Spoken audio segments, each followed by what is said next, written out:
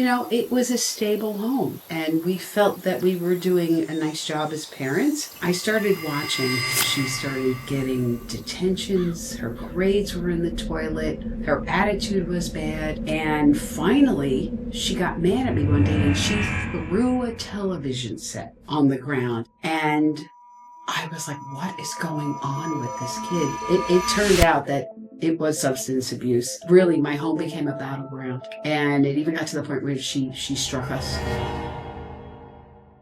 My name is Susan Klein. I am affiliated with Prevention Links in multiple ways. As a parent of the first graduate of the Recovery High School, I also participated in the parent support group. I did attend lots and lots of the Recovery Center events, and I currently serve on the board of directors of Prevention Links. So I have many touches in the Prevention Links organization. Lisa is our third child. Lisa was very successful in school. She had lots of friends. She participated in after-school activities. We thought she was doing great. I started noticing changes in her behavior. And as a parent, I don't immediately want to go to a dark place. Maybe this is just part of the adjustment into high school, but my spidey sense came up.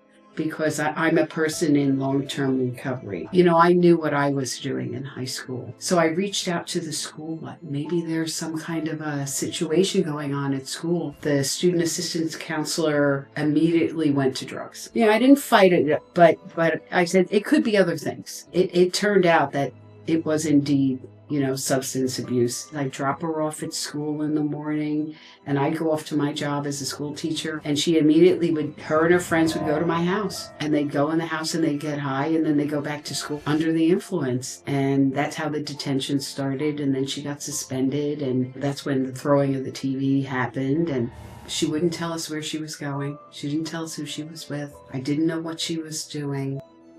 Anytime I tried to get that information, she fought us and fought us and fought us. We tried all of the grounding her, taking things away, watching her like crazy, taking her phone away. Everything we did, she just fought us. But when you're a parent and that's your child, you can't just go, all right, whatever. If you're not up to it today, you don't have to be affiliated in these circles very long before you meet a parent who has lost a child, because it does happen. We were just afraid. So we said, okay, they offered up a part-time treatment program. She did not want to participate in that at all. She did manage to get clean, at least enough that she passed the drug test for this treatment center. We went a couple of more months and it started again. And I was finding the evidence in her room. It was actually worse than it had been before. We did manage to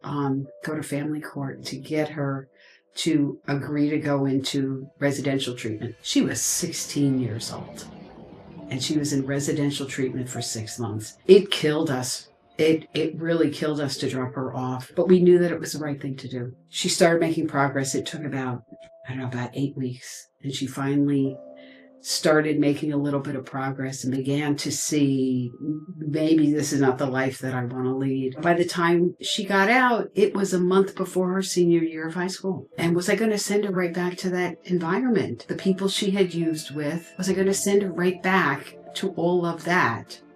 Or was I going to try to find something different? It was only by chance that one of the FACT ladies had a Xerox copy of some paperwork from the Recovery High School. I went and I met with the staff at the Recovery High School and found out what it was that they did there and was expected. And I was like, okay, let's try this. At first, she was like, no. I said, listen, I can't make you do it, but I want you to at least come with me and look at it. I couldn't believe the turnaround. It was probably one of the best things we could have done for her. She went to school every day. She was among people who understood how difficult this was for her. She was with other people who were trying to stay clean and sober. They actually even taught her how to go out and have fun with other sober people and still enjoy life. They gave as much weight to her academics as to her recovery. She was taken through her senior year, and she was actually handed right off to the recovery house at Rutgers. Graduated from Rutgers with a degree in accounting. And, she maintained her connection with Prevention Links. And they actually went and said, hey, do you want to come work for us part-time while you're in college? She loved it.